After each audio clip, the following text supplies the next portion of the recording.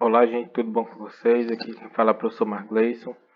Hoje a gente vai dar continuidade às nossas aulas de história, continuando o nosso capítulo aí do livro que fala sobre a Grécia Antiga. Então, hoje a gente vai para a nossa segunda parte do capítulo, falando um pouco sobre as cidades que mais se destacaram, que foram as cidades de Esparta e Atenas. Então, lá no nosso primeiro vídeo, a gente estudou um pouco sobre a origem da Grécia, os povos que acabaram se juntando para formar as diferentes cidades, a periodização, quais os períodos que a gente estuda dentro da divisão da história da Grécia Antiga. E aí nós finalizamos na última parte falando lá a respeito dos chamados gêneros, que é quando começa a surgir pequenos grupos familiares que vão começar a se organizar sob a liderança de um patriarca.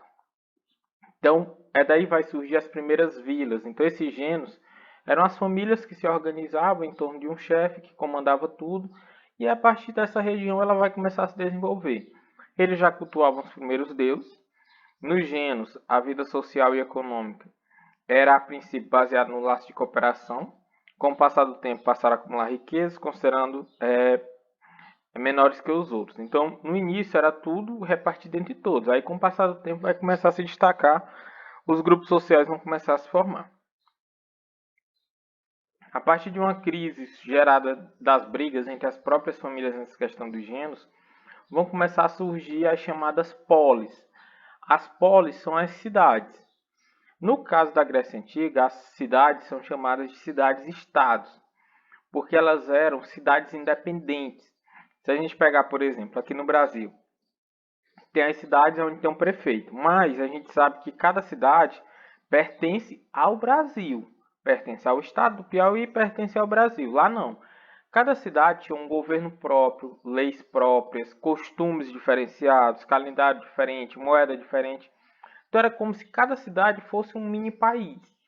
Mas, mesmo sendo muito diferentes em vários pontos, as cidades e estados gregas elas mantinham a questão da mesma língua que eles falavam e isso trazia um pouco de unidade. Muitas dessas cidades acabavam se tornando rivais, brigando, entrando em guerra umas com as outras. Sendo que as duas principais cidades aí que vão se destacar são as cidades de Esparta e a cidade de Atenas, que é as duas que a gente vai estudar aqui um pouco mais detalhado. Eram duas cidades completamente diferentes no seu modo de ser, muito diferente mesmo. Então a gente vai ver aqui, aqui a gente tem a representação da cidade-estado da Grécia Antiga. Toda cidade-estado ela tinha que ter uma parte aqui em cima, que era o templo, a acrópole chamada, onde eles veneravam os deuses. Geralmente uma partezinha mais ou menos aqui, que era uma praça pública, onde as pessoas iam. Tinha um mercado e tinha uma zona rural. Então essa era basicamente as cidades como elas se organizavam. Com o passar do tempo, a briga entre as cidades, a briga entre os gêneros, fez com que boa parte das terras ficasse nas mãos dos mais ricos. E aí vai surgir a primeira grande diáspora da Grécia Antiga, a primeira grande dispersão, aonde eles vão para outras regiões fundar colônias. Desde o século 8 e o século 4 a.C., muitos gregos migraram para o litoral do mar Mediterrâneo e fundaram novas cidades. Então a Grécia é basicamente essa parte aqui verde, ó. E aí eles foram para essas outras regiões que está pintado de laranja. Por que eles se deslocaram para essas outras regiões? Quais são os fatores que estão ligados a isso?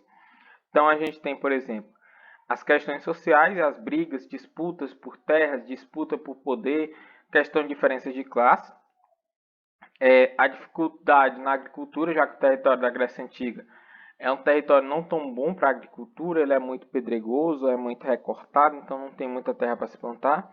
E também ela é consequência do aumento populacional. A população estava crescendo muito, como não tinha muita agricultura, não tinha onde plantar, muita gente estava passando fome, então eles tiveram que ir para outras regiões. E a gente vai falar aqui sobre as cidades. Então, a primeira delas é a cidade de Atenas. A cidade de Atenas ela está localizada na chamada Península da Ática. Ela está localizada aqui, ó, marcado nessa parte aqui do mapa. Ela está na região do território grego do continente. Ela não faz parte de uma das ilhas, mas ela está na parte continental. Ela foi fundada pelos jônios. Aqui a gente tem a representação do chamado Paternon, que é o local que eles fizeram como uma espécie de grande templo em homenagem à deusa Atenas, que era a deusa que era cultuada nessa cidade. Então, dentro da sociedade ateniense, como é que estava dividida a sociedade ateniense? Na sociedade ateniense a gente tinha assim, os mais importantes eram os chamados eupátridas. Esses eupátridas, eles eram os grandes proprietários de terra, eles eram os mais ricos porque tinham as terras. Tinha os georgóis, que eram donos de terras mais menores, demiurgos, ou povo, que é a grande maioria da população, eram pessoas que trabalhavam geralmente na questão da agricultura, nas grandes propriedades, trabalhavam dentro da cidade, em pequenas atividades, era o povo em geral.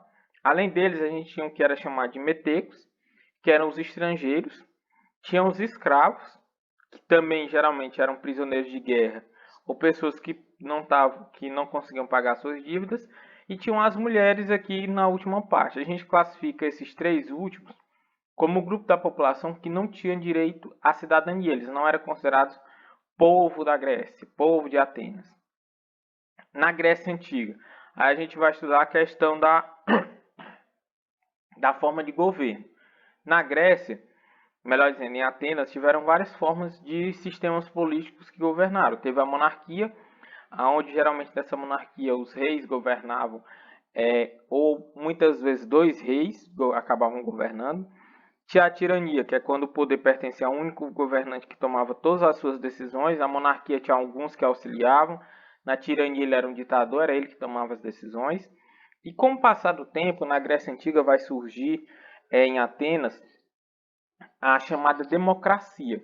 Os conflitos sociais levaram Clístenes a realizar reformas que defendiam a igualdade do direito político. Então todo mundo deveria ser tratado igual. E essa reforma foi concluída por Péricles. É a partir do governo de Péricles que a gente tem o início da democracia. É um sistema político que existe hoje em dia na maior parte dos países. Por exemplo, o Brasil é uma democracia. A democracia é um sistema político onde o povo escolhe quem vai governar, quem vai tomar as decisões. Só que a democracia criada lá em Atenas, com a nossa democracia, ela é um pouco diferente. Então a gente tem aqui os princípios da democracia ateniense, como é que ela funcionava. Então ela era uma democracia que tinha entre seus princípios a isonomia, que é a igualdade das pessoas perante a lei. Só que no caso deles aqui, nem todo mundo era considerado igual, porque os estrangeiros, os escravos e as mulheres não entravam nessa conta. Tem a isegoria, o direito de falar nas assembleias, todo mundo tinha direito de falar. A isocracia, que era o direito de participação no poder. E a gente tem aqui uma diferença para diferenciar entre a democracia deles e a nossa democracia. Na Grécia Antiga, a democracia ela era uma democracia direta. Como é que funcionava? Na hora de tomar as decisões, eles iam pelo voto da maioria. Era o povo que tomava as decisões que iam ser feitas lá na cidade. Então, por exemplo, vamos decidir se a cidade vai para uma guerra. Atenas vai para a guerra. Como é que eles faziam? Chamava todo mundo para a praça, já que era uma cidade. Ia para a praça lá os considerados cidadãos. E ele perguntava, quem quer que vá para a guerra, levanta a mão. Se a maioria das pessoas levantasse a mão, a decisão estava tomada e eles iam para a guerra. Se a maioria não levantasse, então eles acreditavam que não era para ir para a guerra e não ia. Então a democracia deles era direta. Quem tomava as decisões era o próprio povo.